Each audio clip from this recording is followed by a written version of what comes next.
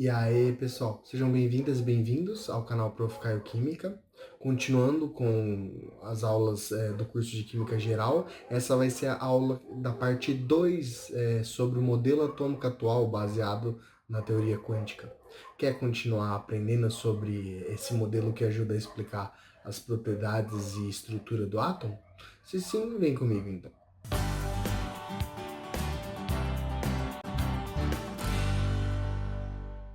Vamos lá então, pessoal, iniciar essa nossa segunda aula, né, sobre o modelo atômico atual. E relembrando que na última aula a gente explicou, né, toda a base teórica dos princípios, né, da mecânica quântica e vamos dizer assim, as principais equações, principalmente aquela equação de Schrödinger, que é utilizada para extrair as informações das propriedades que os elétrons podem ter a partir do comportamento ondulatório, né, representado por uma função de onda.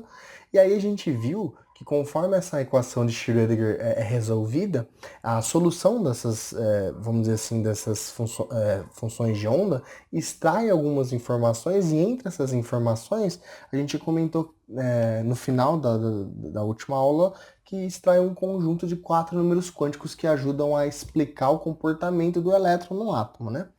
E aí os 4 números quânticos são esses: o principal, o do momento angular do orbital, o magnético do orbital, que é o ml, e o magnético do spin do elétron. O que a gente vai fazer agora? Nesta aula a gente vai começar a explicar cada um desses números quânticos e fazer a correlação do que eles podem ajudar a explicar do comportamento do, por exemplo, do elétron em um átomo.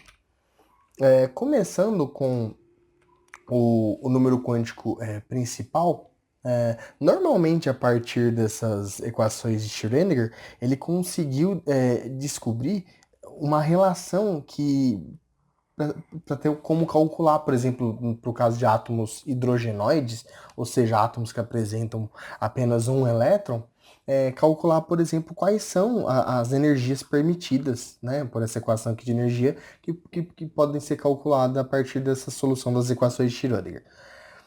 Aí, normalmente, o que é necessário para calcular essa energia permitida são dados que, tipo, como a massa do elétron, a carga dele, o número atômico desse átomo hidrogenoide. Então isso vai influenciar que, dependendo do número atômico do átomo hidrogenoide, por exemplo, se for o hidrogênio vai ter número atômico 1, o hélio vai ter número atômico 2, só que são tudo átomos hidrogenoides. Então quando a gente for falar do hélio, vai ter que ser o hélio mais, que é o hélio com um elétron só, né? O lítio 2 mais, então são tudo átomos hidrogenoides a partir quando o Schrödinger fez esse primeiro estudo para obter esses valores, foi para átomos com apenas um elétron, porque tem uma complexidade maior com relação à estrutura eletrônica. Depois a gente vai comentar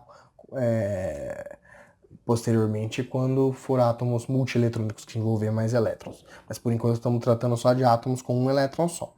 Então vai ser a massa do elétron, a carga dele, o número atômico desse átomo, né, hidrogenoide, a constante de permissividade no vácuo e a constante de Planck. Então todos valores constantes que podem ser determinados facilmente se a gente souber as características desse átomo hidrogenoide, né, que tá a massa e a carga do elétron a gente já sabe, o número atômico vai depender de qual átomo hidrogenoide que é, a permissividade do vácuo também a gente já sabe, a constante de Planck também. O que normalmente a energia ela é dependente, o valor dela, que isso que vai influenciar mais em qual que vai ser o valor da energia? Esse valor desse n aqui, ó, vocês estão vendo aqui, esse n ao quadrado, esse valor do n, ele só pode ser números inteiros, que é de 1 em diante. Então, 1, 2, 3, 4, 5.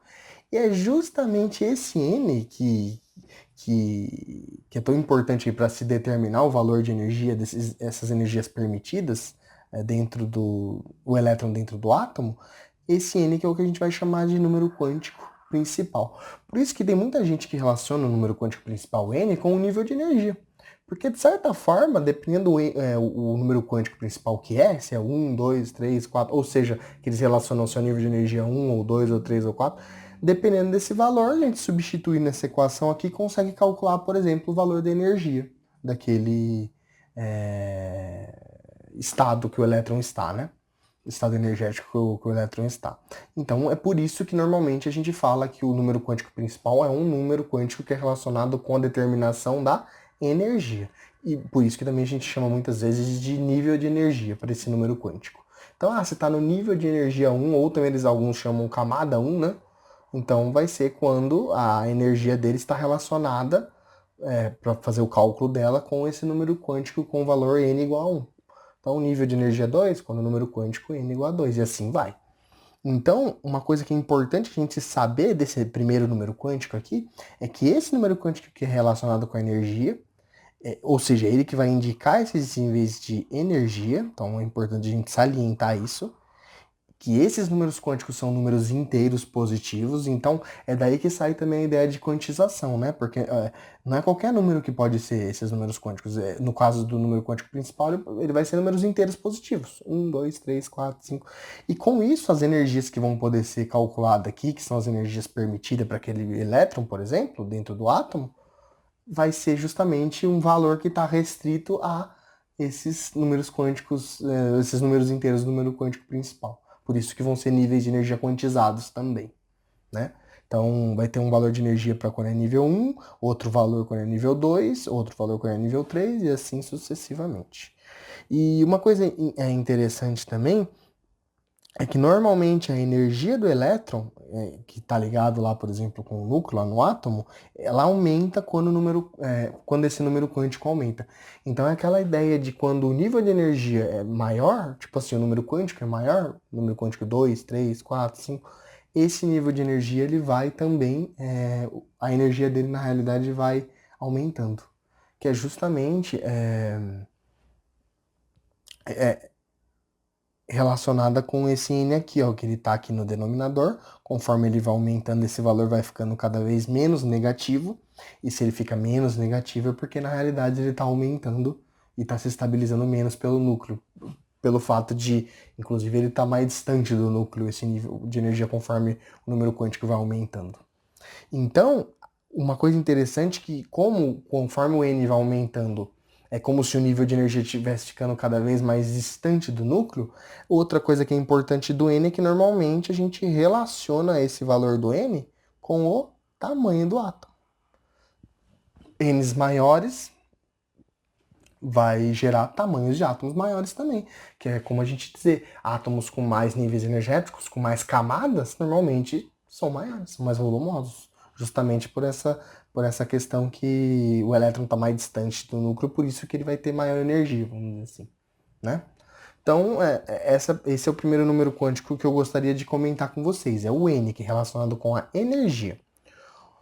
O segundo número quântico é o número quântico que a gente chama de número quântico do momento angular do orbital, que um número quântico que normalmente é o número quântico que vai definir o momento angular do elétron, que está muito relacionado com a movimentação que o elétron vai ter dentro, por exemplo, de um orbital.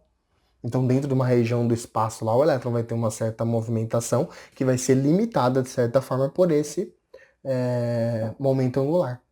E uma coisa importante é que... Lembra que a gente comentou desse número quântico do momento angular orbital, que é o L? Ele que é o valor desse L que vai estar relacionado com o aumento correspondente do valor do momento angular. Por isso que tem essa equação que eu coloquei aqui embaixo, ó, que para a gente determinar o momento angular do orbital, por exemplo, qual que é o valor dele, ele vai ser dependente, a equação dele, ó, a esses valores de L aqui, ó, L vezes L mais 1, tudo isso elevado a meio, vezes H cortado. Então, o valor do momento angular do orbital, para a gente determinar ele é dependente desse valor do número quântico do momento angular do orbital. Então é sempre assim, esses números quânticos, eles são números que normalmente vão ser números inteiros, né? Que, de certa forma, dependendo do valor desse número, a gente consegue calcular o valor da propriedade que ele está relacionado. Por exemplo, o N está relacionado com energia, o L está relacionado com o momento angular, e assim sucessivamente, a gente vai comentar os outros em seguida. Então isso é uma coisa que é bastante importante. E lembra que eu comentei com vocês quando a gente estava falando do modelo atômico de Bohr, que um dos postulados do modelo atômico de Bohr que estava parcialmente correto, mas que o modelo atômico de Bohr, se não me engano, era o quarto postulado que eu mostrei para vocês na aula. Ele falava que o momento angular no caso do orbital, né, do átomo, ele não falava em orbital naquela época, mas ele falava momento angular do átomo, ele dizia que era quantizado, né? Então tinham valores específicos, né? Que eram múltiplos de um determinado número lá. Lembra que eu comentei que é verdade isso, porém não era aquele quantizado daquela forma, daquele valor? Não, porque na realidade ele é relacionado dessa forma aqui, ó, com esse número quântico L. Então, sim, ele é quantizado mesmo. Então, quando a gente fala de momento angular do orbital, no caso de um átomo, não é como a gente falar, por exemplo, do momento angular para materiais macroscópicos, que normalmente não é quantizado. O momento angular para material macroscópico é relacionado muito, por exemplo, com a rotação, né, de giro, né, rotação dos materiais. No caso do momento angular do orbital, como ele é dependente desse número quântico do momento angular do orbital, que tem valores específicos, de certa forma, então ele também vai acabar tendo valores específicos e vai ser quantizado. Então, quando a gente fala de momento angular do orbital, lembrem-se, diferente do momento angular normal, o do orbital é quantizado. Então tem valores específicos para ele, não é qualquer valor que pode se ter do momento angular do orbital dentro de um átomo. Beleza? Então, de certa forma, a gente pode relacionar então esse valor do L com a forma do átomo, já que o momento angular está muito relacionado com o movimento dele dentro da região do espaço que a gente chama de orbital. Então a gente pode relacionar muito, dependendo desse L, qual que é a forma desse orbital, a forma do átomo de certa forma. Aí vocês vão ver, inclusive, quando a gente for comentar sobre cada tipo de orbital, vocês vão ver que dependendo do valor do L, vai ter diferentes formas mesmo que a gente vai comentar logo em seguida nessa aula, tá?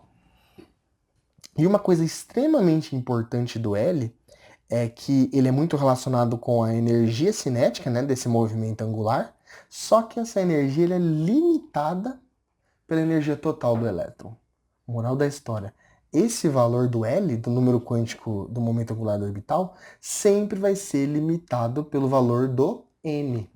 Porque como esse movimento angular, a energia cinética dele, né, é limitada pela energia total, por onde a gente consegue calcular essa energia total? Justamente com a utilização do número quântico principal, do N.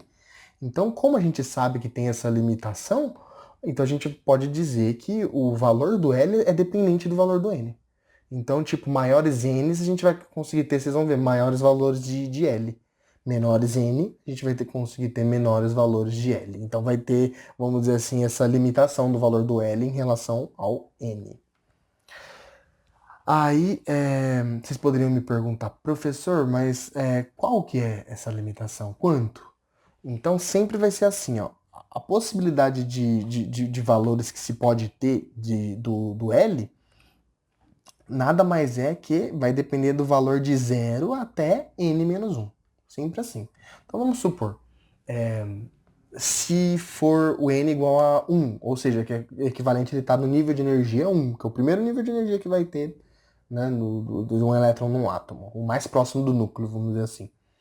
Então, como ele vai de 0 até n-1, se a gente for fazer quando o nível de energia é 1, 1 menos 1, 0.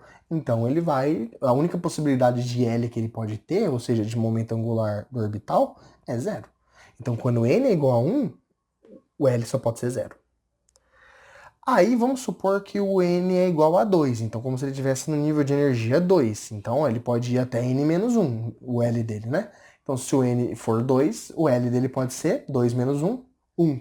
Então, como vai de 0 até o valor de n-1, então, dentro por exemplo, do nível de energia 2, como vai até n-1, ele pode ter o L igual a 0 ou o L igual a 1, que é o valor que limita ele até n-1. E o valor n-1, nesse caso, quando está no nível de energia 2, é 1. 2 menos 1, né? Então, sempre vai ser limitado dessa forma. Vamos supor que ele está no nível de energia 3. Qual que é o valor do n-1? 3 menos 1, 2. Então, o máximo de L que ele vai poder ter é igual a 2. Como vai de 0 até esse valor, então ele vai poder ter L igual a 0, L igual a 1 e L igual a 2. Ou seja, sempre vai ter essa limitação, do 0 até esse número n-1.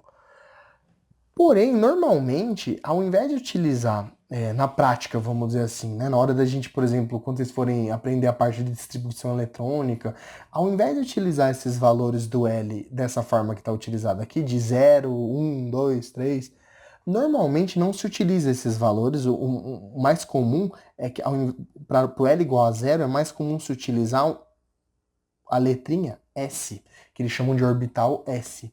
Então, sempre que ele tiver número quântico de momento angular do orbital L igual a 0, a gente vai chamar de orbital S. Essa é a primeira coisa. Então, lembra que eu falei que quando eu estava no nível de energia 1, o máximo do valor de L que ele pode ter é 0, e o 0 é relacionado com S? Por isso, que no nível de energia 1, a única possibilidade de orbital que vai ter nesse nível é o 1S. Né? Agora vamos ver para quando, por exemplo, L é igual a 1.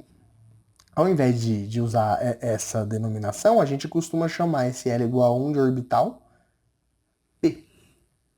Então, ó, quando L é igual a 0, ou seja, o número quântico de momento angular do orbital é 0, a gente chama de S, o orbital. Se L é igual a 1, a gente chama de P. Se L é igual a 2, aqui, ó, se L é igual a 2, a gente vai chamar de D. Se L é igual a 3, a gente vai chamar de F. Então, basicamente, é dessa forma que a gente vai designar então os valores do L. Ao invés de utilizar esses valores 0, 1, 2 e 3, por exemplo, a gente vai utilizar S, P, D e F. Mas lembrem-se que quando a gente fala nessas letrinhas S, P, D e F, essa letrinha é relacionada com o número quântico de momento angular do orbital, que por sua vez é relacionado com o momento angular do orbital, que a gente consegue calcular esse momento angular a partir desse número quântico. Ele vai ser limitado por esse número quântico. Lembra que eu mostrei a equação? Então, dentro disso, a gente consegue já ter alguns exemplos de em cada nível de energia, quais valores de L que são possíveis. Ou seja, no final das contas, quantas subcamadas que eles vão ter. Porque, normalmente, esse valor de L, a gente vai chamar normalmente de subcamada. Então, o valor de N normalmente vai ser comum a gente chamar de camada. Então, quando N é igual a 1, ele está no nível de energia 1, camada 1. N igual a 2, camada 2. E quando a gente diz em relação ao L, que é o número quântico de momento angular do orbital, ele vai ser relacionado com a subcamada. Então, eu falar subcamada S, em outras palavras, é eu dizer que o momento angular, o número quântico do momento angular do orbital é L igual a 0, que é quando é S. Quando eu falar subcamada, por exemplo, P, é relacionado com o número quântico do momento angular do orbital, L igual a 1. E assim sucessivamente. Aí com isso a gente consegue saber aqui, ó, que quando o N é igual a 1, ele está na camada 1, a única possibilidade de L que ele pode ter é L igual a 0, não é? Que a gente viu lá, que é até N menos 1, 1 menos 1 é 0. Então ele só tem uma possibilidade de subcamada dentro da camada 1, que é a subcamada que a gente vai chamar de 1, por causa da camada 1, S. Porque esse L igual a 0, a gente viu aqui no canto aqui, ó, que é quando L igual a 0, ele é chamado de S. Por isso que na camada 1 só é possível ter essa subcamada, 1S. Beleza? Quando o nível de energia, ou seja, a camada é a camada 2, ele pode ter os valores de L igual a 0 ou L igual a 1, que a gente chamou de S e P, não é? Então, quando a camada é 2, ele pode ter duas subcamadas. Quais subcamadas? A 2S e a subcamada 2P. E assim vai. Aí, o mesmo esquema, vai seguir sempre essa mesma lógica. Camada 3, ele pode ser L igual a 0, que é o S, L igual a 1, que é o P, e L igual a 2, que é o D. Por isso que dentro da camada 3 ele pode ter três subcamadas. 3S, 3P e 3D. Cada uma dessas letrinhas é relacionada com L igual a 0, L igual a 1 e L igual a 2. E assim vai, gente. A camada 4, 4S, 4P, 4D, como ele vai até o L igual a 3, lembrando que o L igual a 3 é o F, né? Então, 4F. Com isso, vocês vão ver, depois que a gente vai fazer essa comparação, para quem já viu, por exemplo, na época do ensino médio, o diagrama das diagonais lá, que alguns chamam também de diagrama de Linus Pauling, apesar de não se ter certeza se foi realmente proposto pelo Linus Pauling, mas independente disso, aquele diagrama da diagonal, vocês vão ver que a forma que ele é montado, aquele diagrama, é justamente baseado nisso aqui, nesses números quânticos. Aquele diagrama ele é limitado por esses números quânticos, os valores de N, de L, né? Por isso que, tipo, na camada 1 só tem um S, na camada 2 é 2S, 2P, na 3 é 3S, 3P, 3D, e assim vai. É limitado por esses valores. Por isso que é tão importante a gente entender o que são esses números quânticos, porque eles vão estar totalmente relacionados com as propriedades e o comportamento dos elétrons dentro daquele átomo, certo? Aí, o próximo número quântico que a gente vai comentar, a gente já comentou dois, né? Um que é relacionado com a energia e o outro que é relacionado com o momento angular, né? Então, o número quântico principal relacionado com a energia e o número quântico de momento angular do orbital relacionado com o momento angular, né? Agora a gente vai falar do outro número quântico, que é o número quântico magnético do orbital, que é o que a gente chama de ML. O ML já é um número quântico que vai estar relacionado com a orientação do movimento orbital do elétron. Então, esse ML, lembra que eu falei que o número quântico L depende do N? O ML, que é esse relacionado com a orientação do movimento do orbital, do elétron, já vai estar. Ele é dependente do valor do L. Então, ó, o L é dependente do N. O ML é dependente do L. Então, o valor que a gente vai. As possibilidades de valor que a gente vai ter para o ML, vocês vão ver, é limitado pelo valor do L. Né? Então, até porque, como o ML está relacionado com essa orientação do movimento orbital, e o movimento orbital está relacionado com o L, então a orientação ela tem que estar de alguma forma relacionada com o L também. E até de certa forma limitada por ele, né? Então, o que normalmente esse número quântico magnético ele vai distinguir? Uma coisa importantíssima. O número de orbitais que vai ter dentro de uma mesma subcamada. Então isso é extremamente importante. Por exemplo, se a gente for falar para subcamada S, que é aquela com L é igual a zero, o número de orbital que vai ter dentro daquela subcamada S, vocês vão ver depois que eu vou ensinar vocês como fazer isso, mas já vou falar de antemão para vocês já irem se acostumando. É um orbital só. Dentro da subcamada S só é possível ter um orbital só, que é relacionado com esse valor do ML. Dentro da subcamada, por exemplo, P, tem a possibilidade de ter quantos orbitais? 3 orbitais. Que esses 3 orbitais são justamente os 3 valores de ML que são possíveis obter a partir da subcamada P, que é relacionada com L, né?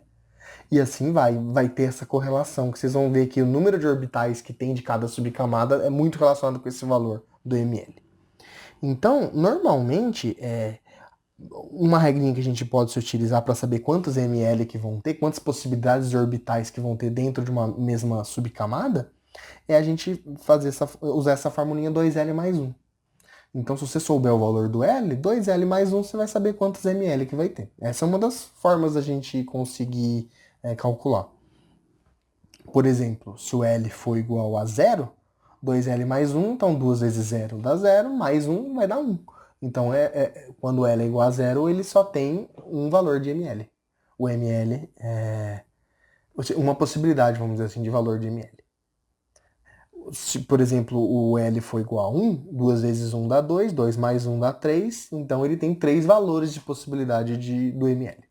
Que no caso, lembra que eu falei, quando L é igual a 1P, e o P tem 3 possibilidades de orbitais, tem a ver com isso aí. E aí, normalmente esse valor do ml, ele que vai ser relacionado, por exemplo, com o momento angular do orbital num determinado eixo, num eixo arbitrário, que normalmente vai ser restringido por esse valor aqui, ml vezes h cortado. Então, vocês percebem conforme tudo nessa parte da mecânica quântica, é tudo quantizado. Então, esses números quânticos, inclusive, que vai designar toda essa quantização de tudo que tem nessa parte de mecânica quântica. Falamos da energia, quantizada. Momento angular, quantizado. Então, se a gente for falar aqui desse momento angular do orbital num certo eixo, quantizado pelo valor do ml. E como normalmente as propriedades que vêm desses materiais, dessas subpartículas, normalmente tudo vão ser Não, subpartículas não, desculpa. Dessas partículas em escala subatômica vão ser tudo valores quantizados, vamos dizer assim, né? Então, como que a gente pode, então, de uma maneira mais óbvia para saber o valor do ml, pode relacionar ele com o L? Que o ml, porque lembra que aquela formulinha 2L mais 1, a gente consegue saber quantos valores de ml pode ter, né? Pode ter 3 ml, 1 ml, 5 ml. Agora, para saber o valor mesmo do ml, ele sempre vai de L até menos L. Passando sempre pelo números inteiros e passando pelo zero, né? Então vamos supor, se o L for igual a zero, então a possibilidade dele é ir de L até menos L, que é zero mesmo. Então, se o L é igual a 0 ml, a única possibilidade de valor do ml é zero. Por isso que só tem um valor de ml. Se o L for igual a 1, ele pode ir de L até menos L. Então, se o L for igual a 1, ele pode ser 1, passa pelo zero, então ele pode ser 1, 0 e menos 1. Então, que tá aqui, ó, tá vendo? Ó, se o L é igual a 0, a única possibilidade de ml é 0, um valor só. Se o L é igual a 1, por essa relaçãozinha aqui de L até menos L, ele pode ser o ml 1, ele pode ser 0, ou ele pode ser menos 1, ou seja, ele vai ter 3 valores. Por isso que quando o L é igual a 1, que é o orbital P, ele pode ter 3 orbitais. É muito relacionado com esse valor aqui do ml. Por isso que quando o L é igual a 0 com o orbital S, é um valor só, ele pode ter um orbital só. Né? Aí agora vamos falar do L igual a 2. O L é igual a 2, a gente pode ter, vai de L até menos L. Então pode ser 2, 1, 0, menos 1 e menos 2. Então ele vai poder ter 5 valores. Por isso que normalmente L igual a 2 é o orbital D, né? É a subcamada D. Por isso que a subcamada D pode... Normalmente são 5 orbitais dentro daquela subcamada. Que são esses 5 valores de ml aqui que a gente obtém. Ou seja, o ml vai ser totalmente relacionado com o número de orbitais que tem dentro daquela subcamada. O número de regiões do espaço que o elétron pode estar, vamos dizer assim. Que a gente vai relacionar. Então, L igual a 3, que é quando ele é F, né? Pode ser, ele vai de 3, 2, 1, 0, menos 1, menos 2, até o menos L, que é o menos 3. Então ele tem 7 valores, por isso que a subcamada F pode ter 7 orbitais, beleza? Então, aí a gente conseguiu relacionar então o ml com o número de orbitais que vai ter dentro de cada subcamada. Espera lá que a gente vai depois chegar no final de tudo, que eu vou linkar todos eles. Vamos falar agora do quarto e último número quântico, que é o número quântico magnético de spin do elétron. Que muita gente tenta associar isso com aquele modelo mais clássico, que é relacionar como o spin tem uma ideia a tradução literal de giro, então relacionar isso com a questão da rotação, se baseando no modelo mais clássico, vamos dizer assim, da física. Porém, não necessariamente a gente vai poder dizer que esse número quântico magnético de spin é a rotação, né? Não se pode dizer isso, mas o que a gente pode dizer que é um número quântico que é associado a uma propriedade intrínseca do elétron. Então, no caso, essa é a única propriedade que é intrínseca do elétron. Todas as outras que a gente falou, por exemplo, até a última, a L, ML, as últimas, são tudo relacionado com o movimento do elétron no orbital. Essa, número quântico magnético de spin, é intrínseca do elétron. Que tem gente que relaciona com essa questão da rotação dele, como se fosse o eixo de rotação dele. Só que... E normalmente isso foi proposto por esses dois cientistas aqui, ó, o Goldsmith e o Ulenbeck, né, que sugeriram que ele podia se comportar dessa forma, como uma esfera que gira para um lado, no sentido, por exemplo, horário ou no anti-horário. Gira para um lado ou para o outro, né? E dentro disso ela vai produzir um campo magnético tipo associado a quando ela gira para um lado e o campo magnético associado quando ela gira para o outro, campo magnéticos contrários, né, vamos dizer assim. E de acordo com os dados da mecânica quântica, normalmente esse elétron relacionado com o número quântico magnético de spin, ele pode ser representado por 2 estados de spin. É só 2 estados de spin que ele pode ter. Em outras palavras, só 2 números quânticos de spin que esse elétron vai poder ter. Quais são? Esses 2 valores que estão, deixa eu ver se está mostrado em outro lugar, não, só aqui. Então, ó, ele pode ser mais meio, ou ele pode ser menos meio. Só esses 2 valores que ele pode ter de spin. Mais meio ou menos meio. São os 2 únicos estados de spin que o elétron pode ter. Que é como se a gente comparar com o modelo clássico, ele girar para um lado ou para o outro. Então, menos meio e mais meio. Normalmente a gente associa com setinhas, então é muito comum quando a gente for desenhar, representar os orbitais, vocês vão ver que a gente representar os orbitais por caixinhas, tipo uns quadradinhos assim, que é a caixinha que representa o orbital. Por exemplo, dentro da subcamada P, lembra que a gente falou que tem 3 orbitais? Então, representar assim, ó, 3 caixinhas, essas 3 caixinhas vai ser relacionada com subcamada P. E dentro de cada um desses orbitais, o elétron ele pode ter 2 possibilidades de estados de spin. Lembra que são esses números quântico magnético de spin? Pode ser mais meio, que normalmente mais meio a gente representa, por exemplo, com uma setinha para cima, ou menos meio que a gente vai representar com uma setinha para baixo. Então ele pode ter ou assim, ou se tiver 2 elétrons dentro desse orbital, a outra possibilidade do outro elétron vai ser spin para baixo. Então, se é para cima é relacionado com um valor, se é para baixo é relacionado com outro valor. São os únicos 2 valores que ele pode ter de número quântico magnético de spin. Então, lembre-se, número quântico magnético de spin é o único número quântico que é relacionado intrinsecamente com o elétron, né? Que muitas vezes é associado à questão desse giro do elétron. Então, são esses 2 únicos estados que eles podem ter dentro de cada orbital. É por isso que dentro de um determinado orbital, só é possível caber 2 elétrons dentro de cada orbital, porque vai ser limitado as únicas 2 possibilidades de estado de spin que tem dentro de cada orbital, que é intrínseca do elétron isso. Então, se um elétron tiver com um estado de spin, por exemplo, mais meio dentro daquele orbital, se entrar algum outro elétron dentro daquele orbital, ele só vai poder ser menos meio, porque normalmente os 2 elétrons não podem ter o mesmo conjunto de 4 números quânticos, porque cada elétron tem que ter um comportamento diferente dentro do átomo. Que na mecânica quântica seria muito similar, se eu utilizar para a física clássica, eu falar que 2 corpos ocupam um mesmo lugar no espaço? Não, né? Na física clássica a gente subentende isso. Na mecânica quântica seria algo muito similar eu falar que 2 elétrons não têm o mesmo conjunto de 4 números quânticos. Tipo, sempre vai ter que pelo menos um dos números quânticos ser diferente. Então, por exemplo, se os 3 primeiros números quânticos, que é os que representam até chegar num orbital, né, o N, o L e o ML, forem iguais para os 2 elétrons, para 2 elétrons, por exemplo, necessariamente o quarto número quântico, que é esse relacionado com o spin, tem que ser diferente. Então, por isso que ele tem essas 2 possibilidades, né, de spin para cima, que é mais meio, ou para baixo, que é menos meio, e dentro de cada orbital só pode ter 2 elétrons por causa disso. Beleza? Aí, dentro disso, a gente pode ter esse resumão aqui, ó.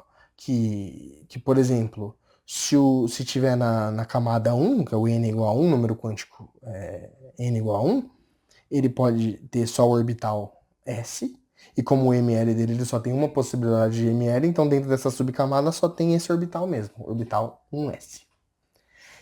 E lembrando que dentro desse orbital 1s, a gente poderia, se a gente desenhar essa mesma caixinha aqui, ó, porque aqui já está o valor dentro dela, né? A gente pode ter 2 elétrons só por orbital, que é um com spin, número quântico de spin para cima, que é mais meio, por exemplo, e um outro com número quântico de spin para baixo, dessa forma. Um para cima, outro para baixo, no máximo 2. Pode ter um só também lá dentro, ou nenhum, de repente. Mas se tiver um, vai ter que ser o número quântico, um deles. Se tiver 2, vai ter que ser um número quântico para cima e outro para baixo, que vão ser o que vai representar o mais meio e menos meio, que são as possibilidades de estado de spin que ele pode ter. Aí, se ele tiver, por exemplo, dentro da camada 2, lembra que dentro da camada 2 ele pode ter 2 subcamadas, a S e a P, porque ele vai de 0 até N-1, lembra? N-1 aqui, 2 menos 1 é 1, então ele vai de 0 até 1, o S e o P. Então, o ML, quando é S, só tem uma possibilidade de ML, por isso que só tem um orbital 2S. O ML, quando é P, o ML, tipo, tem 3 possibilidades de ML, porque quando P é igual a 1, desculpa, quando L é igual a 1, que é o P, ele pode ir de 1 até -1, lembra? Então 1, 0 e -1. Então são essas duas possibilidades, essas três possibilidades aqui, ó. Que são basicamente os três orbitais P que são possíveis de ter, né? Cada um desses orbitais P vão caber 2 elétrons só, porque o número de elétrons é limitado, lembra que eu falei, pelo quarto número quântico, que é o número quântico de spin. Por isso que dentro dos orbitais P, né, da subcamada P, 2 mais 2 mais 2 vai caber no máximo 6 elétrons. Vocês vão ver lá quando fizer a distribuição eletrônica, vai ter 2p6, 3p6, porque esse p6, no máximo 6 elétrons que cabe dentro dos orbitais P. Do S cabe no máximo 2, por isso que sempre vai ser no máximo S2. Então vocês percebem que tem toda essa correlação da distribuição eletrônica que a gente faz desde o ensino médio com essa questão do modelo atômico atual, dos números quânticos. E aí vai indo, né? O 3S, o 3P, 3D e assim sucessivamente, conforme a gente vai limitando, né? O N determina aqui o valor do L, o L determina o número de orbitais que é relacionado com o ML, e dentro de cada orbital desse é possível ter dois valores de spin, né? De número quântico de spin, um para cima e outro para baixo, mais meio e menos meio. Beleza? Então é dessa forma que a gente vai se utilizar.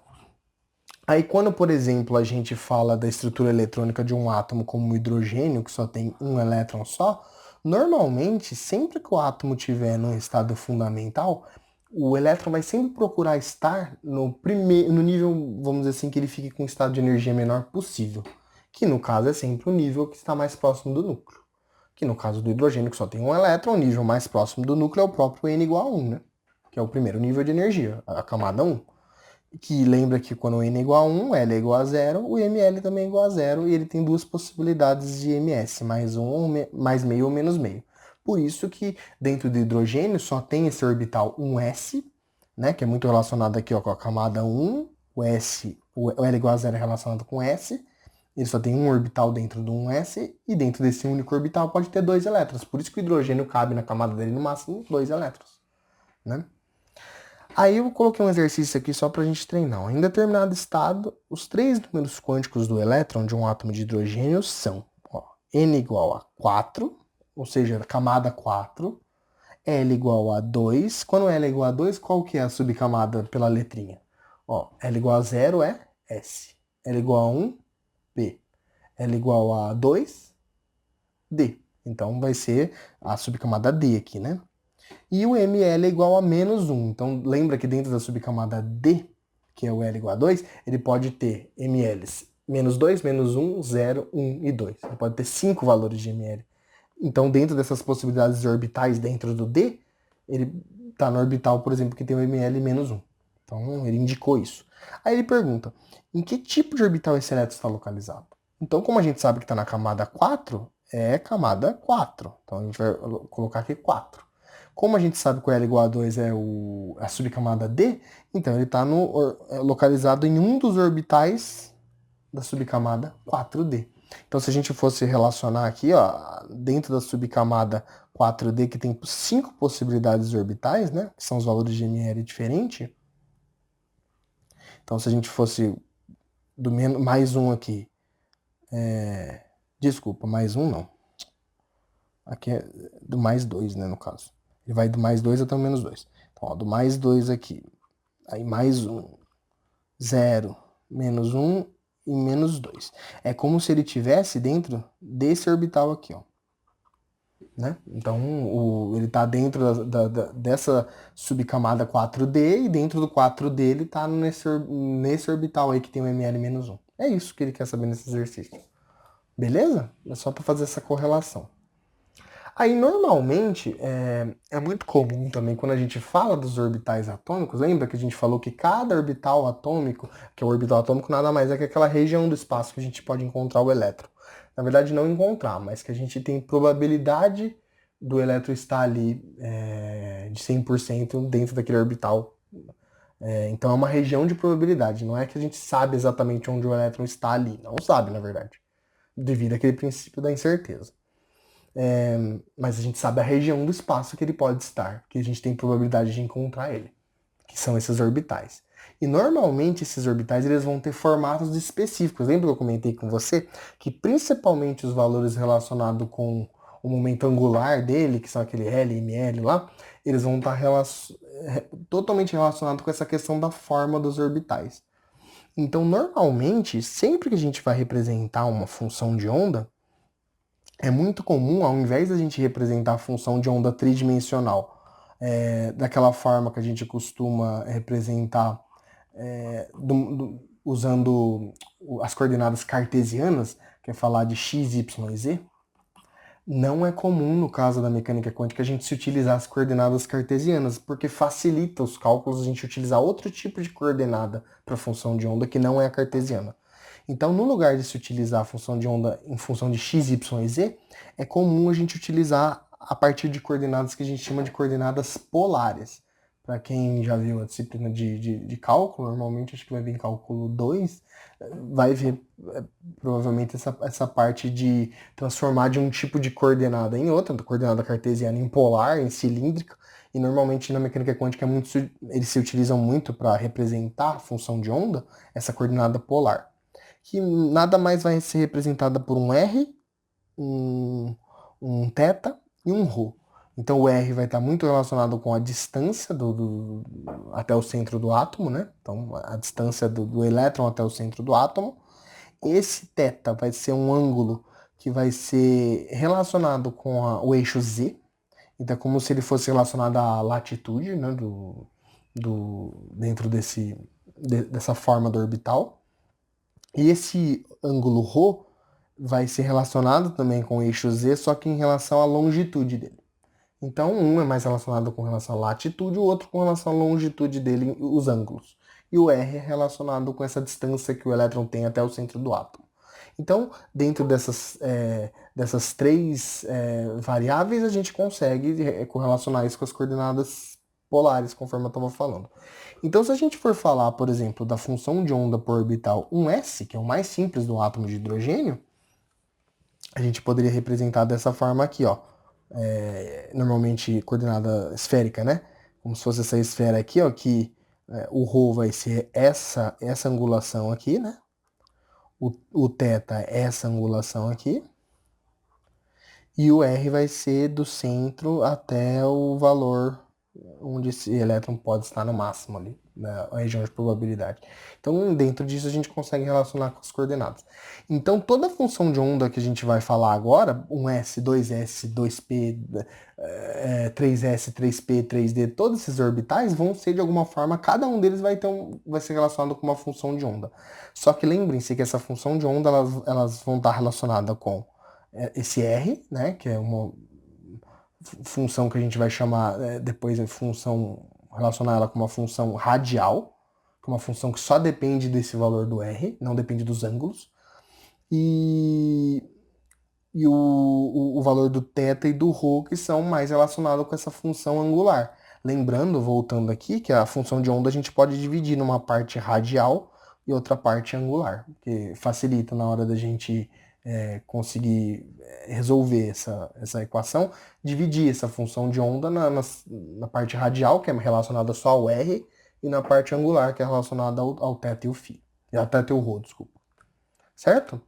Então, aqui eu coloquei uma tabelinha só para vocês verem a complexidade que tem, os diferentes tipos de funções de onda relacionadas com esses orbitais. Então, por exemplo, se a gente for falar quando n é igual a 1 e o L é igual a 0, que seria a gente falar do orbital 1s, a função radial dele é essa função aqui, ó, que depende, né, do número atômico, depende do valor desse raio de Bohr, né, que esse A0 a gente chama de raio de Bohr, e esse valor do R aqui que é o valor do raio. Então, tipo, ele depende desses valores, né? Lembra que eu falei que a função radial depende do raio, né? E também, aí dependendo, por exemplo, se o n for igual a 2, lembra que ele pode ter dois diferentes valores de L, 0 ou 1, ou seja, ele pode ser 2S ou ele pode ser 2P. Se for 2S, a função radial que ele vai estar relacionada é essa aqui. Se for 2P, é essa aqui. Essa é só a parte radial, que é a parte que depende do R só. Agora, se a gente quer observar com relação às funções angulares, aí vai depender de L e ML. Lembra que eu comentei com vocês que elas são relacionadas, o L e o ML que são relacionados com o momento angular. Então, ó, L0, ML0 vai ser essa função angular aqui. L1, aí ele pode ter 3 diferentes valores de ML, lembra? Então que aqui eles chamam de x, y, z, que são, quando L é 1, lembra que é o P, né? Então ele pode ser Px, Py e Pz, que aí, dependendo se for o Px, ele vai ter essa função angular relacionada com ele. Py é essa função e o Pz é essa função. E vocês percebem que essas funções elas dependem. A única que não depende é essa quando L é igual a zero e ML é igual a zero também, que de certa forma o próprio momento angular dele é zero. Então, num caso como esse, a função angular não depende do θ e do ρ. Todas as outras relacionadas com o P e com o D, o F também, são tudo funções angulares que vão depender do θ e do ρ. Lembra daqueles ângulos lá, da variação daqueles ângulos? Então, de certa forma, dependendo do L e do ML, vai ter diferentes funções angulares associadas a ele. A eles, desculpa. E dependendo do N e do L, vão ter também diferentes funções radiais. Aí dentro disso, sabendo a função radial e a função angular, a gente vai conseguir saber qual que é essa função de onda relacionada àquele orbital. Beleza? E aí agora a gente vai falar da forma de cada um desses orbitais. Então, ó, quando a gente fala do orbital S, normalmente o S ele é um orbital, quando L é igual a zero, né? Que ele é um orbital mais esférico. Então, sempre que a gente for falar do orbital S, ele normalmente são orbitais tudo esférico. Então, normalmente, o tamanho desse orbital, conforme a gente vai indo da camada 1 para 2 e para 3, o tamanho dele vai aumentando. Então, ó, o tamanho, lembra que o tamanho ele aumenta com N? Olha aqui. Então, conforme a gente vai aumentando o N, aumenta também o tamanho dele. E normalmente, essa é a região de probabilidade, numa região mais esférica, da gente encontrar o elétron dentro daquela região. Lembrando que a maior probabilidade de encontrar, no caso, a região da proximidade do núcleo é muito maior do que, por exemplo, conforme vai se afastando do núcleo, vai diminuindo essa probabilidade de encontrar o elétron. Aí aqui eu estou mostrando, normalmente para a gente descobrir essa densidade de probabilidade de encontrar o elétron, é comum a gente fazer o quadrado da função de onda daquele orbital, né? Justamente tem uma coisa a ver com a matemática de a gente, por exemplo, eliminar, por exemplo, aqueles números complexos que podem aparecer, que tem aquela parte imaginária, porque a gente já aprendeu a parte de números complexos. Então, de certa forma, quando faz o quadrado da função de onda, é possível calcular a probabilidade dessa forma com números reais.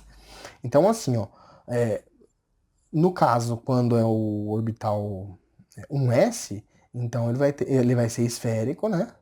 E, tipo, dessa forma aqui, a probabilidade de encontrar um elétron vai estar dentro dele aqui, só não vai ter como encontrar, vamos dizer assim, a região onde está aqui o núcleo, né? E normalmente também a partir das extremidades também começa a diminuir a probabilidade de encontrar o elétron. Conforme a gente vai aumentando nas camadas sucessivas, vamos dizer assim, da 1s vai para 2s, vai para 3s, aí se a gente for fazer a densidade de probabilidade com relação a cada um desses orbitais, olha o que vai acontecer. No próprio gráfico vão começar a aparecer regiões que a gente chama de regiões nodais, também chamada de nó. O que é essas regiões nodais? É que nessas regiões onde a função de onda aqui está tocando no eixo onde está o R, normalmente a probabilidade de encontrar o elétron ali, naquela região nodal, é nula, é zero. Então, por isso que quando a gente observa esses valores, que a densidade de probabilidade, que é essa função de onda ao quadrado do 2s, ela toca aqui no R, é porque a densidade de probabilidade de encontrar ela acaba sendo zero, né? Que a gente relaciona aqui. Então, sempre nessas linhas, nessa parte onde está relacionado com o nó, normalmente aqui, ó, onde eu estou fazendo a linha vermelha aqui, a probabilidade de encontrar o elétron nessa região aqui é nula, é zero, uma região nodal. Todo o resto é possível encontrar de alguma forma, tem uma probabilidade do elétron estar ali. Essas regiões nodal é nula a possibilidade. Então, conforme a gente vai aumentando de uma camada para outra, o número de nós vai aumentando também. Então, tipo, quando está no 1s não tem essa região nodal, né, no meio do orbital. Quando está no 2s tem uma região nodal. Quando está no 3s tem duas regiões nodais, tá vendo aqui, ó? Então, duas regiões que a probabilidade de encontrar o elétron é zero, que é essa aqui e essa outra aqui,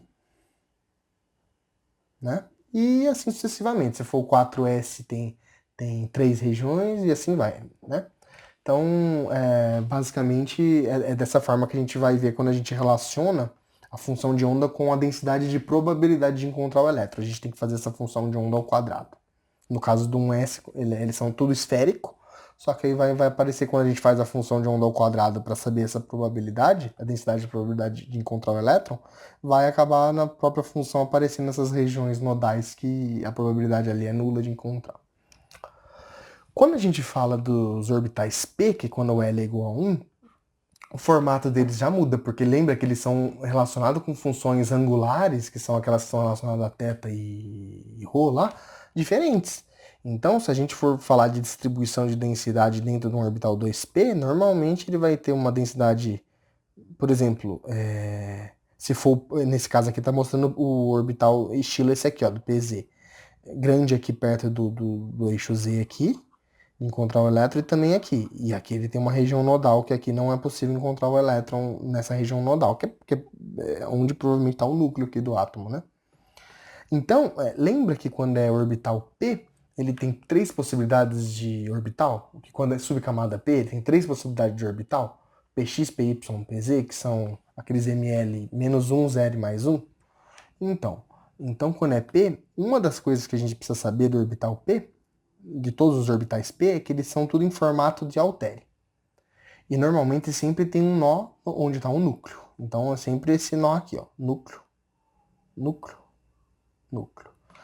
E aí, se for o orbital, por exemplo, PZ, a densidade de probabilidade vai estar em cima do eixo Z de encontrar o elétron. Se for o PX, vai estar em cima do eixo X. E se for o PY, vai estar em cima do eixo Y. Então tem essas três possibilidades de encontrar o elétron, que elas são perpendiculares entre elas. O PX, PY, PZ, dentro da subcamada P. Beleza? São essas três possibilidades. Lembrando que cada um desses orbitais, Px, Py, Pz, cabe 2 elétrons no máximo. Um com spin para cima, outro com spin para baixo. Lembra disso? Aí, se a gente for falar dos orbitais D, vocês percebem que a complexidade já vai começando a aumentar mais da forma do orbital, né? Então, ó, a gente vai ter aqui 5 orbitais D. Lembrando que quando é D, o L é igual a 2, aí o ML pode ser menos 2, menos 1, 0, 1 e 2. Ele pode ter 5 valores de ML, que são esses 5 orbitais que ele vai ter. Que são esses 5 orbitais aqui, ó.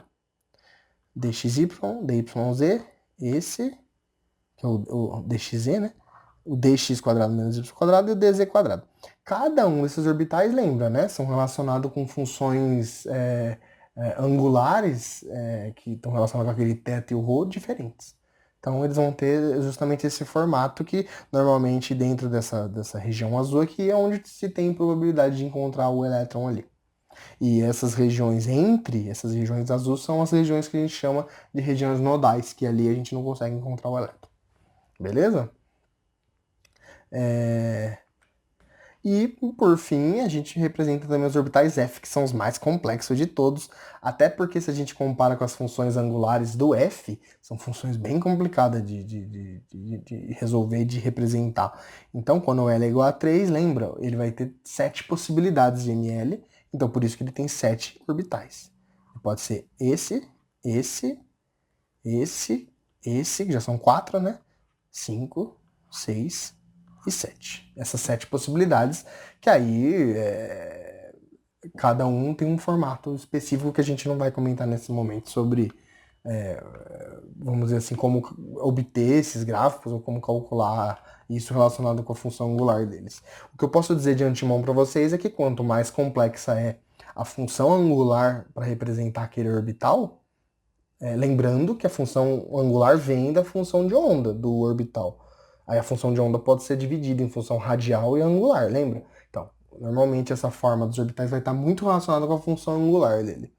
Então, aí vai ter essas diferentes formas aqui, o F, só que são 7 orbitais e em cada um desses orbitais cabem 2 elétrons. Por isso que o F cabe no máximo 14 elétrons. Então, pessoal, basicamente era isso que eu tinha para falar para vocês dessa parte do modelo atômico atual, né? Falamos aí em duas aulas. A partir da próxima aula, a gente vai começar a falar para explicar para quando a gente vai analisar essa questão tanto do modelo atômico quanto depois correlacionar com a tabela periódica, átomos que apresentam mais elétrons, porque aqui a gente mostrou o modelo atômico atual para um átomo do tipo hidrogenoide, que apresenta um elétron só. Ou seja, não tem interações entre elétrons, elétron-elétron, por exemplo, repulsão entre elétron-elétron nesses casos. Então é mais simples de representar. Depois a gente vai ver o que ocorre quando tem mais de um elétron, que vai ser a partir da próxima aula, que a gente vai ver tudo isso aí até chegar na parte de tabela periódica e propriedades periódicas, para a gente entender as propriedades de cada elemento que apresenta diferentes números de prótons e elétrons e nêutrons. Beleza, pessoal? Então era isso que eu tinha para falar com vocês. Espero que vocês tenham entendido. Bons estudos para vocês, então. Até a próxima aula.